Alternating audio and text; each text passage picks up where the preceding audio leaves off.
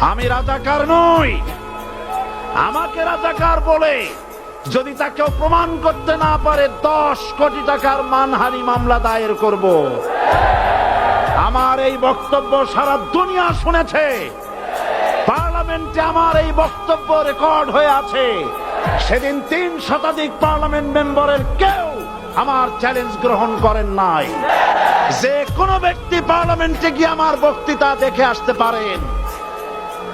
এরপরে 1997 সনের 7 অক্টোবর দৈনিক জনকণ্ঠ পত্রিকা যখন আমার বিরুদ্ধে লিখলো, সেই পত্রিকায় সাঈদীর ওপেন চ্যালেঞ্জ 8ম পাতা 1997 7 অক্টোবর, এত বড় 2 কলামে হেডিং। সেখানে আমি বলেছি, বাংলাদেশের সকল সাংবাদিক, গোয়েন্দা বিভাগ, বাংলাদেশের সকল বুদ্ধিজীবীকে আমি আমার পিরোজপুরে আমন্ত্রণ করছি।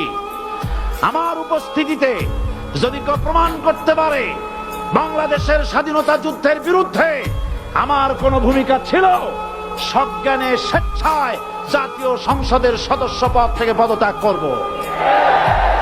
3 বছর পার হয়ে গেছে, আজ পর্যন্ত কেউ এই চ্যালেঞ্জের মোকাবেলা করে নাই। সুতরাং আমাকে যারা রাজাকার বলবে তারা পিতৃ পরিচয়হীন অবৈধ সন্তান।